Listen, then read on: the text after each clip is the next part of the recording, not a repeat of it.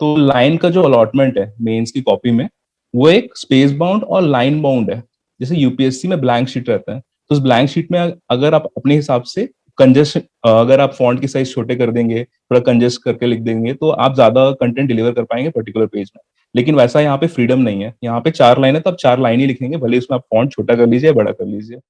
नमस्कार, मैं दिव्यांशी आप सभी का स्वागत करती हूँ स्टडी आईक्यू पे। हमारी हमेशा ये कोशिश रहती है कि आपको सक्सेस स्टोरी से रूबरू कराया जाए और उस सक्सेस के पीछे कितना सारा हार्ड वर्क, डेडिकेशन, कंसिस्टेंसी रहा है, उससे भी आप भली भांति परिचित रहें। आज इस इंटरव्यू सेशन में हमारे साथ जुड़े हैं छत्तीसगढ़ सिविल सर्विस यानी कि सीजीपीएससी 2019 के rank 1 Neer Nidhi Nandeha ji. Welcome Neer to study IQ. Thank you very much पूरे स्टडी आईक्यू टीम को। नीर, हाँ, जिस तरीके से अगर हम सिविल सर्विस की बात करें तो बहुत ही अनसर्टेन कहते हैं। यहाँ पे लिस्ट में नाम आना ही बहुत बड़ी बात है एंड रैंक 1 तो बहुत नोबडी एक्सपेक्ट्स, बट अगर वो आ जाए तो एक मिरेकल और एक बहुत बहुत बड़ी बात है। तो वर यू कॉन्फिडेंट इनफ कि इस बार लिस्ट में नाम आएगा and what was your reaction जब आपने देखा कि आप रैंक 1 है? मैम, लिस्ट में नाम आएगा ये तो मैं प्रिटी कॉन्फिडेंट था, क्योंकि मेरा मेंस बहुत अच्छा गया था। और जिस प्रकार से इंटरव्यूज हुए थे, तो मैं घर में वापस आके जब पापा ने पूछा कि क्या लगता है क्या होगा, तो मैं उनको कह रहा था कि हो सकता है कि सिंगल डिजिट रैंक आ जाए, but I was not expecting rank 1। और जब रैंक 1 आ गई, तो तब से लेके अब तक वो सिंक इन अभी हो नहीं पाया है, और शायद कभी सिंक इन हो भी ना कि रैंक 1 आ गई है। So it's very happy surprise for me and my family. I am sure. नीर, मैं चाहती हूँ आप थोड़ा सा दर्शकों को अपने एजुकेशनल बैकग्राउंड जो आपका रहा है इस जर्नी में आने से पहले वो थोड़ा सा बताएं। जी, सो ऐसा है कि I was born and bought up in Jagdalpur. तो मेरी जो प्राइमरी एजुकेशन है क्लास फर्स्ट से लेके क्लास 6 तक, वो दीप्ति कॉन्वेंट स्कूल जगदलपुर में हुई। उसके बाद जब ट्रांसफर हुआ पिताजी का बिलासपुर में, तो क्लास 7 से लेके 12 तक मैंने डीएवी पब्लिक स्कूल बिलासपुर से अपनी स्कूलिंग करी। एंड उसके बाद मेरा एडमिशन हो गया एनआईटी रायपुर में, तो वहां से मैंने बीटेक सिविल इंजीनियरिंग करी 2017 में। नीर, आप एक सिविल इंजीनियर हैं, क्या आप हमेशा से श्योर थे कि सिविल सर्विसेज की तरफ ही आना है कॉलेज के समय से? Ma'am, I had absolutely no idea मुझे क्या करना है अपने लाइफ के साथ। लोगों का कॉलेज में डिसाइड हो जाता है, मेरे कॉलेज से पास आउट होने के 6-8 महीने तक भी डिसाइड नहीं होता मुझे क्या करना है। तो बेसिकली मैंने ऐसा एलिमिनेट करना चालू किया कि ये एमटेक नहीं करनी है, पीएचडी नहीं करना है, प्रोफेसर नहीं बनना है, कैट नहीं देना है, जीमेट देख के बाहर नहीं जाना है, एमएस नहीं करना है। तो और यूपीएससी उतना कुछ अवेयरनेस थी नहीं, मेरे रिलेटिव्स या फ्रेंड्स में ऐसा कोई नहीं था जो परसू कर रहा था। तो लास्ट में CGPSC was the last standing option, तो मैंने वही परसू किया। नीर, मुझे लगता है आप बहुत सारे लोगों को एक्चुअली आप बहुत सारे मेजर गोल्स दे रहे हैं, क्योंकि they have to decide their career. तो अगर आप थोड़ा सा लेट से भी आपको अवेयरनेस किसी भी चीज की आती है तो दैट इज वेल इनफ, क्योंकि you should be sure about what you are doing. जैसे आप श्योर थे सीजीपीएससी को लेकर after eliminating all your options. जी जी जी, मैम, मेरा यही मानना है कि ये सिविल सर्विसेज वाला जो एग्जाम है काफी ओपन कंपटीशन होता है, और जिस प्रकार से ये प्रोसेस है पूरा, ये किसी को भी डिसएडवांटेज या फिर बहुत ही ग्रेट एडवांटेज नहीं देता है। तो मुझे लगता है कि अगर आप लेट भी स्टार्ट कर रहे हैं, तो मेक श्योर कि you are dedicated enough. And 2 years की कंटिन्यूस मेहनत के बाद मुझे लगता है कि आपके चांसेस बहुत अच्छे हो जाते हैं सिंगल डिजिट रैंक में सिक्योर करने के। तो मुझे लगता है कि age is not a factor, dedication और डिसिप्लिन रहता है तो फिर वो हो जाती है। नीर, आपने जैसे बताया कि कॉलेज के 7-8 महीने बाद तक भी आपको नहीं पता था कि क्या करना है, so that is fair enough. लेकिन जो एस्पिरेंट्स हैं जो शायद आपको देखकर इंस्पायर हो रहे हैं कि सिविल सर्विसेज की तरफ आना है, क्योंकि रैंक 1 एक रोल मॉडल की तरह पूरे स्टेट में प्रोजेक्ट होते हैं, किस तरीके से उन एस्पिरेंट्स को इस एग्जामिनेशन को समझना है, क्योंकि बहुत जरूरी है एग्जामिनेशन को समझना। जी, तो मैम, जितने लोग भी स्टार्ट करना चाह रहे हैं और जो भी सीजीपीएससी के एग्जामिनेशन को समझना चाह रहे हैं, तो मेरा तो एकदम सिंपल सा हमेशा से ही फंडा रहा है कि सबसे पहले सिलेबस देखिए, उसके बाद पास्ट ईयर क्वेश्चंस देखिए, उसके बाद टैली करने की कोशिश करिए कि उन सिलेबस से किस नेचर के क्वेश्चंस वहां पे निकल रहे हैं। तो मुझे लगता है कि सिलेबस देखेंगे, पास्ट ईयर क्वेश्चंस देखेंगे, तो आपको लेंथ और वेट जो होती है एग्जामिनेशन की, और पर्टिकुलर स्कोप होते हैं जो क्वेश्चंस की, वो आपको पता चल जाते हैं। तो अगर कोई स्टार्ट करना चाह रहा है, तो मैं तो उनको यही एडवाइस करूंगा कि सिलेबस और पास्ट ईयर क्वेश्चंस पे थोड़ा टाइम दीजिए, 15-20 दिन, 1 महीना, और उसके बाद डिसाइड करिए कि ये एग्जाम सूटेड है आपके लिए या नहीं। And once they have decided कि जो इनके इंटरेस्ट है और जो उनका पैशन है वो एक ही डायरेक्शन में अलाइन कर रहा है, उसके बाद से कैसे स्ट्रैटेजी चॉक आउट करनी है? ओके मैम, उसके लिए तो सबसे पहले ये होता है कि एक बार आपने डिसाइड कर लिया है कि आप सीजीपीएससी परस्यू करने वाले हैं, तो मुझे लगता है कि इनिशियल 3 से 4 महीने में सबसे ज्यादा इंपॉर्टेंट होता है गाइडेंस। ये स्टार्टिंग में जो जब कोई भी एक बिगिनर स्टार्ट करता है तो he is overwhelmed by the sources available, by the current affairs, by the books, by the non technical subjects that he has to study if he has a technical background. तो मुझे लगता है कि वो बहुत ओवरवेलमिंग होता है, और उस टाइम पे अगर आपको ऐसा कोई मेंटोर होता है जो आपको बता दे कि इस पर्टिकुलर टॉपिक को यहाँ से पढ़ना है, इस पर्टिकुलर पेपर को पहले तैयार करना है, इस पर्टिकुलर पेपर को लास्ट में तैयार करना है, शुरू में करंट अफेयर आप छोड़ सकते हैं, थोड़ी सी बेसिक अंडरस्टैंडिंग आपकी हो जाती है सब्जेक्ट्स की, उसके बाद आप करंट अफेयर इंक्लूड कर सकते हैं अपने डेली शेड्यूल में। तो मुझे वही लगता है कि इस टाइप का जो अवेयरनेस है, वो गाइडेंस जो है वो अगर मिल जाती है तो जल्दी रिजल्ट आ जाता है। गाइडेंस बहुत जरूरी है, और बहुत जरूरी है कि आप समझें कि बेसिक को पहले कंप्लीट करना है, उसके बाद ही आपको अपने जो फाउंडेशन के बाद ही टावर बनता है। और नील तो एक सिविल इंजीनियर है ही। जी जी जी। नील, आपके प्रिपरेशन का जो यूएसपी रहा है वो रहा आपकी मेंस की प्रिपरेशन रही है। मेंस की प्रिपरेशन, मेन सेंट्रिक ओरिएंटेशन किस तरीके से करनी है? देखिए मैम, अगर आप एग्जामिनेशन को देखेंगे तो ये 3 स्टेजेस में डिवाइडेड है। पहला प्रिलिमिनरी एग्जामिनेशन, दूसरा मेंस एग्जामिनेशन, तीसरा इंटरव्यू। जो प्रिलिमिनरी एग्जामिनेशन है वो बहुत अनसर्टेन है कि हर साल कट ऑफ कितना जाएगा और कितने क्वेश्चंस डिलीट होते हैं, कितने क्वेश्चंस पे डिबेट होता है राइट आंसर को लेके, ये आपके कंट्रोल के बाहर होता है। अब वही आप इंटरव्यू को देखेंगे तो ये भी कहीं ना कहीं मुझे लगता है कि सीजीपीएससी में आपके कंट्रोल के बाहर वाले फैक्टर्स हैं। उस दिन क्या टेम्परामेंट है आपका, आपको कैसे सेट ऑफ क्वेश्चंस देते हैं। अगर आपका फोर्टे फैक्चुअल क्वेश्चंस पे है और आपसे सिचुएशनल क्वेश्चन ज्यादा पूछ रहे हैं, तो हो सकता है आप उतना अच्छा परफॉर्म नहीं करेंगे। तो मुझे इन सब चीज को एलिमिनेट करके इतना समझ में आ गया कि mains examination is the key. अगर आप पूरे एग्जाम को देखेंगे तो 1550 मार्क्स का, 1550 नंबर का पूरा एग्जामिनेशन होता है, जिसमें से 1400 नंबर होते हैं मेंस एग्जामिनेशन के। तो बाई वेटेज ही समझ में आया है कि सबसे ज्यादा it is mains examination that counts. तो मैम, मेन सेंट्रिक प्रिपरेशन में मेरा यही था कि सबसे पहले, बिकॉज मैं एक टेक्निकल बैकग्राउंड से आता हूँ, इंजीनियरिंग बैकग्राउंड से आता हूँ, तो मैंने सबसे पहले जो साइंस टेक का जो होता है पेपर 4 वो प्रिपेयर किया, और साथ ही साथ कोचिंग वगैरह में इनिशियली पेपर 3 वगैरह प्रिपेयर करने चालू करे। तो मेन सेंट्रिक यही था कि सिलेबस देखना है, पास्ट ईयर क्वेश्चंस देखना है, और सीजीपीएससी में स्टैटिक और फैक्चुअल क्वेश्चंस बहुत ज्यादा होते हैं। तो मल्टी डायमेंशनल क्वेश्चन लिखने की जरूरत नहीं है, तो एक बार आपने वो टॉपिक पढ़ लिया तो you can straight away dive into answer writing. तो मेरा भी यही अप्रोच था कि मैं पास्ट ईयर क्वेश्चंस देखता था, सिलेबस के कीवर्ड्स देखता था कहाँ से क्या आ रहा है, और डायरेक्टली जब मैंने पढ़ लिया वाला topic then I will start with answer writing. तो मेरा यही अप्रोच था। एंड मेंस की टेस्ट सीरीज भी मैंने बहुत लगाई और बहुत compete किया मॉक टेस्ट में। तो वहां से मेरे नोट्स कितने एफिशिएंट है, मेरे आंसर राइटिंग कितना ज्यादा कन्विंस कर रही है एग्जामिनर को, और साथ ही साथ जो दूसरे बेटर स्टूडेंट्स हैं एट दैट टाइम, उनके आंसर राइटिंग में ऐसा क्या पर्टिकुलर फ्लो चार्ट है, डायग्राम है, स्ट्रक्चर है, तो वहां से ही मैंने बहुत कुछ सीखा। तो मुझे लगता है कि इस तरीके से जब मेंस एग्जामिनेशन हो गया तो मेरा प्रीलिम्स भी ऑटोमेटिकली 70% 75% प्रिपेयर हो गया था, और नेक्स्ट जो करंट अफेयर या फिर जो प्रीलिम्स से रिलेटेड जो स्पेसिफिक टॉपिक होते हैं, जैसे मिलिट्री एक्सरसाइज हो गया, इंडाइसिस हो गए, कुछ रिसेंट अपॉइंटमेंट्स हो गए कॉन्स्टिट्यूशनल पोस्ट में, इन सबको ऐड करने से ऑटोमेटिकली मैं प्रीलिम्स में बहुत ही इजी ट्रांजिशन कर गया। तो इससे फायदा ये हुआ कि एक long term answer writing practice मेरी हो गई, और साथ में एक प्रीलिम्स का एक बहुत स्ट्रॉन्ग बेस भी बन गया। तो मुझे हर जगह से मतलब वन वन स्टॉप फिक्स मिल गया सब चीजों का। तो मैंने एक तीर से कई निशाने लगा दिए मेंस के, मेन सेंट्रिक प्रिपरेशन करके। नीरा, अभी आपने मेंशन किया कि जैसे जैसे आपके टॉपिक्स मेंस के कंप्लीट होते जाते थे, you were diving into the mains answer writing की प्रिपरेशन। मैं ये समझना चाहती हूँ कि अगर हम मेंस की बात करें तो सीजीपीएससी में स्पेसिफिकली और गिवन दी स्पेस कि कितना लिखना है, इस आंसर में आपकी कितनी रिक्वायरमेंट है, इसको समझते हुए ये जो अंडरस्टैंडिंग है कि आपको इस पर्टिकुलर मार्कर में कैसे प्रेजेंट करना है, कैसे बाय द टाइम डेवलप होगी? क्योंकि कई बार होता है फर्स्ट टाइमर्स जो होते हैं शायद समझ नहीं पाते हैं कि कितना हमें लिखना है। मैम, मुझे लगता है कि ये मेरी सबसे बड़ी यूएसपी यही थी इस पूरे एग्जामिनेशन में, कि I was a very good manager of space and time.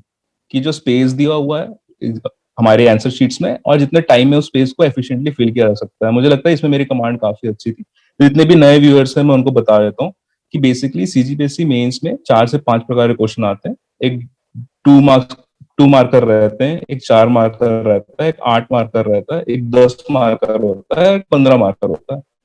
तो लाइन का जो अलॉटमेंट है मेंस की कॉपी में, वो एक स्पेस बाउंड और लाइन बाउंड है। जैसे यूपीएससी में ब्लैंक शीट रहता है, तो उस ब्लैंक शीट में अगर आप अपने हिसाब से कंजेस्ट, अगर आप फॉन्ट की साइज छोटे कर देंगे, थोड़ा कंजेस्ट करके लिख देंगे, तो आप ज्यादा कंटेंट डिलीवर कर पाएंगे पर्टिकुलर पेज में। लेकिन वैसा यहाँ पे फ्रीडम नहीं है। यहाँ पे 4 लाइन है तो आप 4 लाइन ही लिखेंगे, भले उसमें आप फॉन्ट छोटा कर लीजिए, बड़ा कर लीजिए। तो मैं समझ गया था कि स्पेस कॉन्स्टेंट है, और स्पेस कॉन्स्टेंट के कारण ऑटोमेटिकली एक वर्ड लिमिट आ जाती है उसमें, जो कि यूपीएससी के ब्लैंक पेपर में उसको आप ब्रेक कर सकते हैं या फिर उसके अंदर भी खेल सकते हैं, लेकिन सीजीपीएससी में you have to follow that word limit. तो मैंने उसका ऐसे स्ट्रेटेजाइज किया कि 2 मार्क्स के क्वेश्चन में आपको 4 लाइन मिलते हैं, 4 मार्क के क्वेश्चन में आपको 7 लाइन मिलते हैं, 8 मार्क के क्वेश्चन में आपको 40 लाइन्स मिलते हैं, 10 मार्क्स में आपको लगभग 15 लाइन्स मिलते हैं, और जो 15 मार्क का सबसे बड़ा क्वेश्चन जो पॉसिबल है जीएस में, दैट इज 18 टू 19 लाइन्स मिलते हैं उसमें। तो आप कोई भी टॉपिक पढ़ रहे हैं, at max you will be required to write 19 lines about it. तो अगर किसी टॉपिक पे आपको 19 लाइन्स लिखने हैं, तो it doesn't matter you know 400 pages of content of that topic और 40 pages of that content of that topic, you have to squeeze it into 17 lines at max. तो ये मेंटालिटी एकदम क्लियर थी मेरे से कि I will always be working with abundance of information. तो उसको स्क्वीज इन कैसे करना है, तो मेरा अप्रोच यही रहता था कि अगर कोई ग्राफ, अगर जितना ज्यादा ग्राफ, जितने ज्यादा पाई चार्ट, जितने ज्यादा मैप हो सकते हैं, मैं राइट साइड में एक मार्जिन ड्रॉ करके लिखता था, एंड पॉइंट टू पॉइंट मैं इनको डिलीवर करता था। तो मेरा जो अप्रोच था बहुत ही कह सकते हैं काफी कोहेसिव अप्रोच था, कि जो क्वेश्चन पूछता था डायरेक्ट टू द पॉइंट ही लिखता था, एक लाइन पे एक पॉइंट में खत्म कर देता था, और अगर उससे एसोसिएटेड के मैप, ग्राफ या अदर कुछ करंट अफेयर रिलेटेड कुछ है, तो मैं राइट साइड में मार्जिन में उसको प्रेजेंट कर देता था। तो इस तरीके से काफी इफेक्टिव यूटिलाइजेशन हो जाता था मेरे स्पेस का। नीर, आपने बताया कि यू बीन अ जी। Perfect manager of time and space, and ये शायद ये बहुत बहुत जरूरी है, क्योंकि लोग समझ नहीं पाते हैं, लोगों के पास अबंडेंस ऑफ इंफॉर्मेशन है, लेकिन उस लिमिटेड समय में, लिमिटेड टाइम में कैसे प्रेजेंट करना है बेस्ट इंफॉर्मेशन जो क्वेश्चन की डिमांड के हिसाब से। नीर, अगर मैं जीएस के अलग अलग पेपर्स की बात करूं, हर पेपर का डिमांड दूसरे से अलग है। किस तरीके से हमें प्रिपरेशन करनी है, किस तरीके से हमें optimization of knowledge, information and time, वो सबको प्रॉपर मैनेज करना है। Okay, this is going to be a very long answer, क्योंकि 7 पेपर्स होते हैं, तो मैं पेपर वाइज स्ट्रैटेजी बता देता हूँ जो मैंने फॉलो करी थी। पेपर 1 लैंग्वेज है, conventionally it is the highest scoring paper in CGPSC. लोगों के यहाँ पे 200 में से लगभग 140 एवरेज नंबर आते हैं टॉपर्स के। तो it is the only GS paper जहाँ पे आप लीड ले सकते हो। तो यहाँ पे ऐसा होता है मैम कि बहुत ही वन वर्ड आंसर्स होते हैं, पर्टिकुलर शब्द का विलोम बता दीजिए, पर्यायवाची बता दीजिए, right the synonym of following, right one word for the following sentence, इस टाइप से क्वेश्चन आते हैं। तो पेपर 1 में जब एकदम ही डेफिनेट आंसर है, फैक्चुअल आंसर है, लैंग्वेज का पेपर है, तो मैम मेरी इसमें स्ट्रैटेजी यही थी कि मैं ऐसे सोर्सेज पिक करूं जहां से मुझे इनपुट आउटपुट रेशियो बहुत अच्छा मिले। फॉर एग्जाम्पल, अगर 4 क्वेश्चन आ रहे हैं, फॉर एग्जाम्पल अगर बोल दिया है कि इन निम्नलिखित शब्दों के तत्सम शब्द लिखिए, एंड उन्होंने 4 शब्द दे दिए, तो मैं इसमें बेसिकली ये देखता था कि अगर इन 4 शब्दों को बनाने के लिए मुझे 40 पेज पढ़ने पड़ रहे हैं, at the same time in 4 में से 3 बनाने के लिए मुझे सिर्फ 7 पेजेस पढ़ने पड़ रहे हैं, तो I will prefer that 7 pages one, क्योंकि उसका इनपुट आउटपुट रेशियो अच्छा है। तो मैंने ऐसे करके सोर्सेस कुछ शॉर्टलिस्ट किए थे, एंड उन्हीं में मैंने अपना अपना जितनी भी एनर्जी थी उसमें लगाई, and I left it to luck, क्योंकि मैं दुनिया के सारे पर्यायवाची विलोम नहीं पढ़ सकता हूँ, इंग्लिश के सारे वोकैबुलरी वर्ड्स या वन वर्ड सब्स्टिट्यूशन नहीं पढ़ सकता हूँ। तो पॉपुलर चीजें हैं, पॉपुलर क्वेश्चन है जो वनडे एग्जामिनेशन, सीजीएल या फिर अदर स्टेट बोर्ड्स में, स्टेट लेवल ऑफ एग्जाम्स में पॉपुलर है, मैंने उनको टारगेट किया। तो ये तो हो गई पेपर 1 लैंग्वेज की स्ट्रैटेजी। पेपर 2 एससी की स्ट्रैटेजी ऐसी थी मैम कि जो सीजी का पोर्शन है वो प्रेडिक्टेबल होता है। हर साल एक फ्लैगशिप स्कीम, पिछले 2 साल से पूछ रहे हैं, तो जो भी फ्लैगशिप स्कीम बहुत ज्यादा न्यूज में, तो उस स्कीम के बारे में वो क्या है, उसका एम क्या है, उसके बेनिफिशियरीज कौन है, उनका प्रोविजन क्या है, उसका सिग्निफिकेंस क्या है, अगर कोई करंट अफेयर है, अगर उस पर्टिकुलर स्कीम्स को किसी डिपार्टमेंट ने या फिर यूनिसेफ, यूनेस्को, इस टाइप की इंटरनेशनल स्पेशलाइज्ड एजेंसी ने रिकॉग्नाइज किया या अपलॉड किया, या नीति आयोग की कुछ व्यूज आए उस स्कीम के बारे में, तो वो इंक्लूड कर लेता था। साथ ही साथ उस स्कीम के चैलेंजेस क्या हैं, और प्लस क्या क्या इंप्रूवमेंट हो सकते हैं या मेरे साइड से क्या क्रिएटिव सॉल्यूशन है, ऐसा करते हुए एक बहुत पॉजिटिव कंक्लूजन में एंड करता था छत्तीसगढ़ के जितने भी एसेज हैं। साथ ही साथ छत्तीसगढ़ का जो दूसरा ऐसे बनता है वो यूजुअली यहाँ के ट्राइब या फिर कल्चर या इन्हीं का एक फ्यूजन टाइप का होता है। तो मुझे समझ में आ गया छत्तीसगढ़ में दो ही स्कोप है ऐसे बनने के, एक एक फ्लैगशिप स्कीम पे ऊपर आएगा, challenges and opportunities of so called scheme, और दूसरा ये कि आप कल्चर और ट्राइब से रिलेटेड कोई इश्यू चल रहा होगा। तो वहीं इंडिया के एसए के बारे में मैं बताऊं मैम, तो ये थोड़ा सा अनप्रिडिक्टेबल हो गया है। तो मुझे यही रियलाइज हुआ कि usually society, technology, online, age of internet या फिर कोई इंटरनेशनल इशू जो चल रहा है, जो बहुत ज्यादा न्यूज में है, स्पेशली अगर हमारा मेंस जून में हो रहा है, तो जनवरी से लेकर जून के बीच में अगर कोई न्यूज बहुत ज्यादा है फ्रंट पेज में, तो वहां के जो टॉपिक्स है वही प्रिपेयर करना मुझे लगा कि काफी चांसेस होते हैं उसके आ जाने के। तो ये मेरा पेपर 2 एसए का अप्रोच था। पेपर 3 का अप्रोच ऐसा था मैम कि paper 3 is a monster in CGPSC syllabus, क्योंकि उसमें इंडियन हिस्ट्री है, पॉलिटी है, पवेड है और छत्तीसगढ़ की हिस्ट्री है। इंडियन हिस्ट्री खुद में एक बहुत ही मॉन्स्टरस सिलेबस लेके आता है। तो मुझे रियलाइज हुआ कि ये जो पेपर 3 है, इसको जो बिगनर आदमी है, जो बिगनर है, जो सीजीपीएससी स्टार्ट कर रहा है, वो बहुत ज्यादा ओवर फोकस करते हैं और वो भूल जाते हैं कि उनके पास 6 और एग्जामिनेशन से फोकस करने के लिए। तो मेरी एडवाइस यही रहेगी कि पेपर 3 को थोड़ा सा लाइट लेना चाहिए स्टार्टिंग में, because Indian history is very overwhelming, उसमें बहुत ज्यादा कंटेंट है, but the end of the day 75 marks ही पूछा जाएगा उससे। अब वो जो 75 मार्क्स है वो रिलेटिवली जो इजी पोर्शन है, फॉर एग्जांपल इंडियन इकोनॉमिक्स, जहाँ पे कुछ स्टैटिक पोर्शन, स्टैटिक डेफिनेशन ही पूछी जाती है और कुछ बहुत ही बेसिक लेवल ऑफ क्वेश्चंस पूछे जाते हैं, वहां से आ सकते हैं। तो जो टफ सब्जेक्ट है उसके 75 मार्क्स इज इक्वल टू जो इजी सब्जेक्ट है उसके 75 मार्क्स। तो अगर आप टफ वाला पोर्शन थोड़ा स्किप भी कर रहे हैं तो you are not in any disadvantage compare to others. तो इंडियन हिस्ट्री में सिंपल अप्रोच था, जो टॉपिक है उनका कीवर्ड को मैंने प्रिपेयर कर लिया। For example development of railways, उसमें आधे पेज के नोट्स बना लिए। रेवेन्यू सिस्टम हो गया ब्रिटिश का, रोहितवाड़ी, महलवाड़ी, इस टाइप का परमानेंट सेटलमेंट, तो इनके कुछ कुछ नोट्स बना लिए 5-5, 6-6 लाइंस के। तो ऐसे आइडेंटिफाई करके मैंने समहाउ इंडियन हिस्ट्री मैनेज किया। पॉलिटी के लिए मैम सिंपल था, लक्ष्मीकांत ही फॉलो करी। एंड रिसेंट ट्रेंड जो पास्ट ईयर क्वेश्चन बताते हैं कि जो स्टेट पॉलिटी है, हाई कोर्ट हो गया, स्टेट लेजिस्लेटिव असेंबली हो गया, गवर्नर हो गया, गवर्नर के डिस्क्रिशनरी पावर्स हो गए, ये स्टेट पीएससी में काफी डोमिनेट कर रहे हैं ओवर द 2-3 ईयर्स। तो अगर कोई टाइम क्रंच में है तो वो ऐसे स्ट्रेटेजाइज कर सकता है कि जो छोटे क्वेश्चन है वो इंडिया लेवल से एक्सपेक्ट कर सकता है, और जो बड़े क्वेश्चन है जो 15 मार्क्स से 10 मार्क्स में पूछे जाएंगे, तो वो स्टेट के जो मैकेनिज्म है कॉन्स्टिट्यूशन का या पॉलिटी के उसकी, तो मुझे लगता है कि वहां से वो पिक कर सकता है। पबैट का सिंपल था मैम कि पबैट के जो सिलेबस के कीवर्ड्स हैं वहां से मैंने एक्सपेक्ट कर लिया कि 4-4 मार्क्स के क्वेश्चन बनने हैं, तो वहां से मैंने उतना कर लिया, तो वो हो गया। एंड सीजी हिस्ट्री ऐसा है मैम कि CG history is very limited, short and sweet syllabus. अगर हम कंपेयर करेंगे इंडियन हिस्ट्री को और सीजी हिस्ट्री को, तो CG history is I guess hardly 20% of what Indian history is, and it offers the same number of marks, 75 marks. तो अगर paper 3 में आपकी इंडियन हिस्ट्री कमजोर है तो आप सीजी हिस्ट्री को कंपनसेट कर सकते हैं। तो ये मेरी ओवरऑल स्ट्रैटेजी थी पेपर 3 की। पेपर 4 जो था साइंस, टेक, इन्वायरमेंट और मैथ्स का, तो उसमें मैंने ऐसे स्ट्रैटेजाइज किया था कि मैथ्स में फिक्स नंबर मिलते हैं आपको, आपने बना दिया, आपको नंबर डिलीवर हो गया। It is not left to the subjectivity of examiner, इसका आंसर ये कैलकुलेट करके इतना आएगा तो इतना ही आएगा।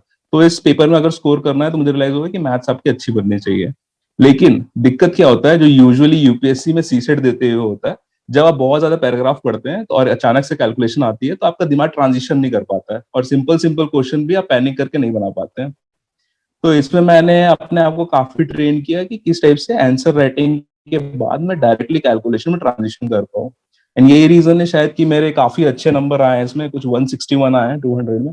तो मुझे लगता है कि पेपर 4 का मैं अच्छा खासा गाइडेंस दे सकता हूँ। तो फर्स्ट इज कि आप मैथ्स को फोकस करिए।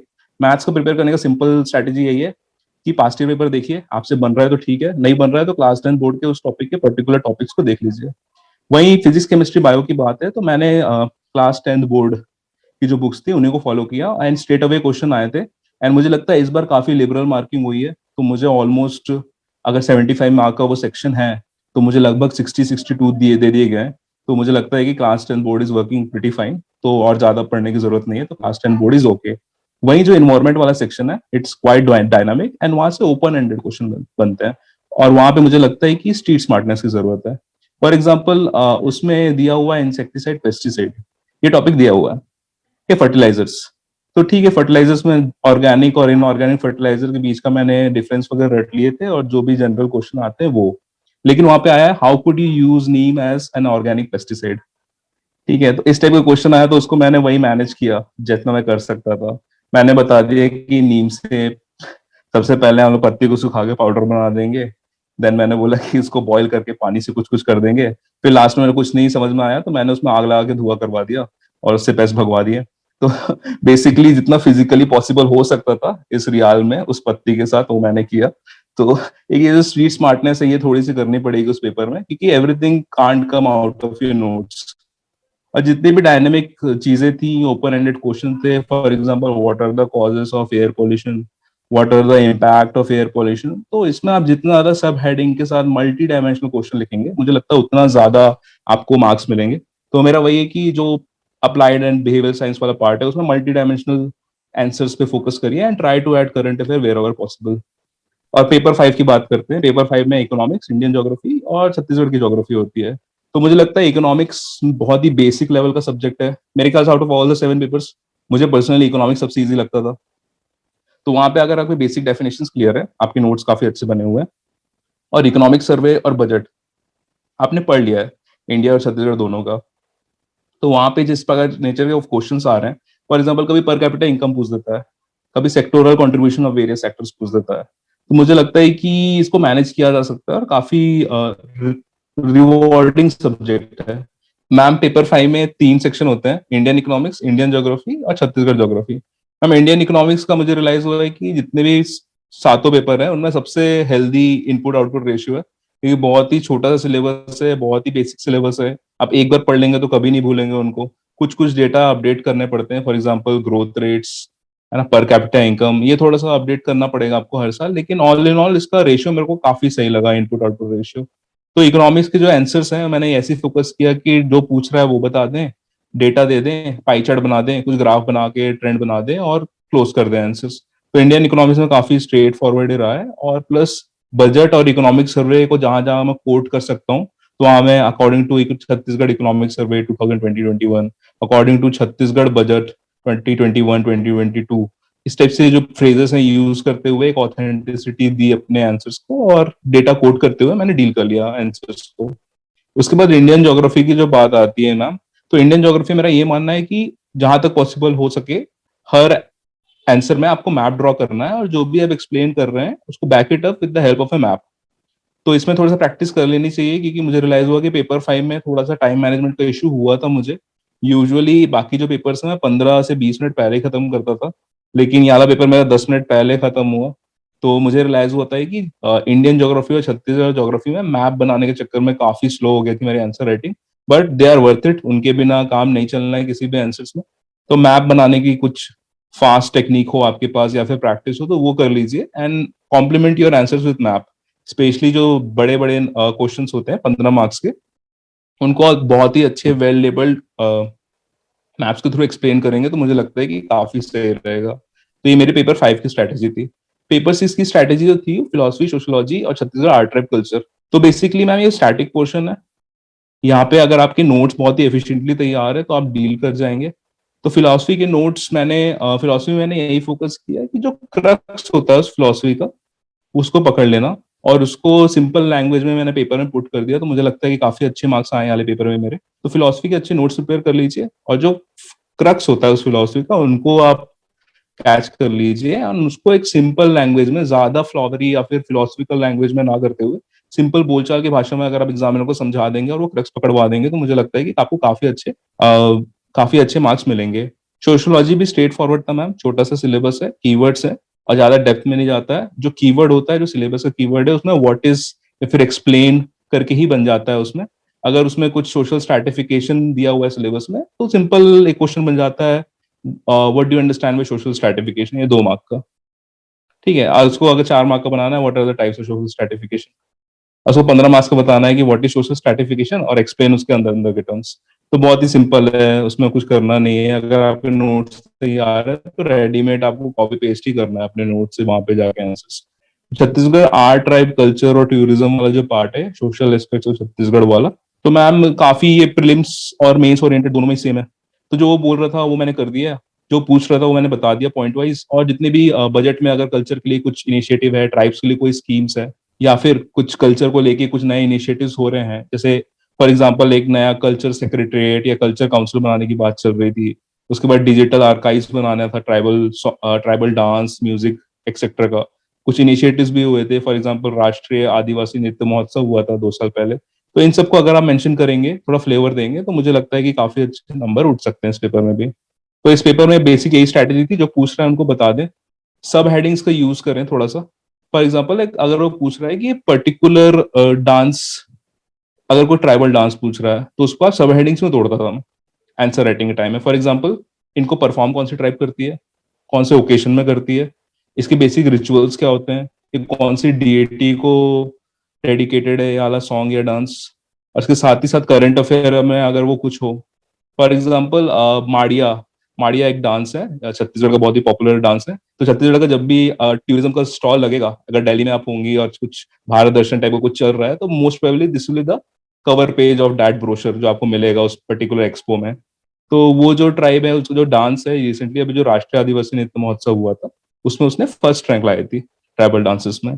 तो ये आप मेंशन कर सकते हैं करंट अफेयर। अगर उस डांस से रिलेटेड अगर कोई स्टैटिक क्वेश्चन पूछता है तो इस करंट अफेयर या डायनामिक करंट अफेयर से आप ओपन कर सकते हैं अपना आंसर। तो बहुत अच्छा इंपैक्ट डालता है एग्जामिनर में। ये मेरे पेपर 6 की स्ट्रैटेजी थी। पेपर 6 स्टैटिक क्वेश्चन है, काफी स्कोरिंग है। अगर इसमें जहां जहां करंट अफेयर ऐड करके बहुत सिस्टमैटिक आंसर लिखेंगे तो आपको नंबर मिल जाएंगे। Paper 7 is a new puzzle in CGPSC, जो अभी रिसेंटली ऐड हुआ है 2 साल पहले। तो और ये सबसे ज्यादा डायनेमिक पोर्शन है, and that is the reason कि एक कन्वेंशनली एक स्टेट पीएससी वालों को थोड़ी सी तकलीफ होती है पेपर 7 को डील करने के लिए। तो और यही रीजन है कि 200 में 100 के ऊपर ही बहुत कम लोग नंबर लाए हैं इस बार। आई डोंट थिंक 20 या 30 लोगों से ज्यादा लोगों ने लाया है। तो मेरे खुद उसमें 107 आए, और जहां तक मैं देख पाया हूँ 115-16 ही शायद हाईएस्ट गया है उस पेपर में। तो इसमें मैं यही एडवाइस करूंगा कि जो पार्ट 1 है लॉज और स्कीम्स वाला, तो उसमें छत्तीसगढ़ वाला जो पोर्शन है उसका इकोनॉमिक सर्वे कर लीजिए, और जो भी स्कीम्स न्यूज में है जो न्यूली लॉन्च हो रही है उनको पढ़ लीजिए। जो पार्ट 2 है उसमें इंटरनेशनल ऑर्गेनाइजेशन है, उनको डील कर लीजिए। कोई स्पोर्ट्स इवेंट हो रहा है, जैसे अभी ओलंपिक्स हुआ है, तो उसको आप ध्यान में रखिए। जो पार्ट 3 है उसमें ह्यूमन डेवलपमेंट और open ended questions. Open ended questions का मतलब ये है कि इस बार पूछा था what are the problems of rural women in Chhattisgarh. ठीक है, तो इसको आप जितना बड़ा मल्टी डायमेंशनल करेंगे ना, कि उनके हेल्थ में क्या दिक्कत है, ठीक है, उनके लाइवलीहुड एजुकेशन में क्या दिक्कत है, लाइवलीहुड अपॉर्चुनिटीज में क्या दिक्कत है, कुछ सोशल इश्यूज है क्या, जैसे डोमेस्टिक वायलेंस हो गया, या फिर एक टोन ही करके होता है विच क्राफ्टरी जो होती है उसके एलिगेशंस लगना। ठीक है, उसके बाद उनकी जो फिजिकल सिक्योरिटी है, फॉर एग्जाम्पल ट्रैफिकिंग की समस्या है यहाँ पे।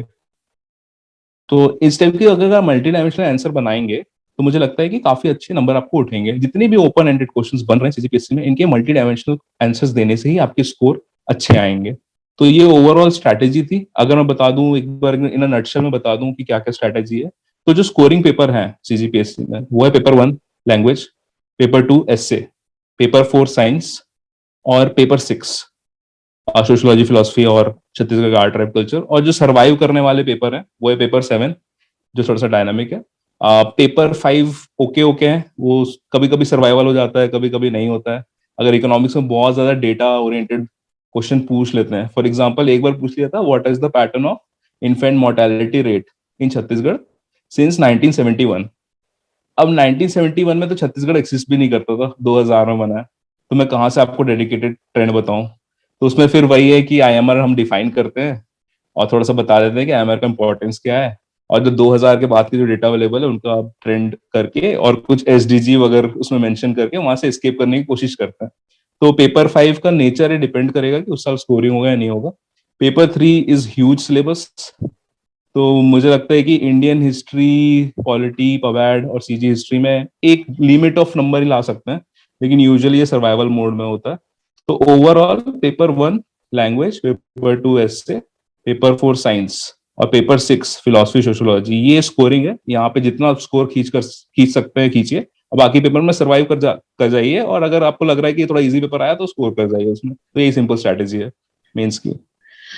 नीर, आपने बहुत ही कॉम्प्रिहेंसिवली समझाया अलग अलग पेपर्स के किस तरीके से आपको स्ट्रैटेजी ऑप्ट करनी है, कौन से पेपर इजिली स्कोरिंग है और कौन से पेपर में आपको थोड़ा सा स्ट्रगल करना पड़ सकता है, और अगर स्ट्रगल भी करना है तो किस तरीके से आप अपने आंसर्स को एनरिच कर सकते हैं जो भी डायनेमिक चीजें चल रही हैं।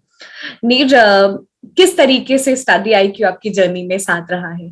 And study IQ has been a pioneer of current affair in my preparation. सिर्फ एक यूट्यूब चैनल फॉलो करके रखा था मैंने अपने स्टार्टिंग डेज में, and that was study IQ.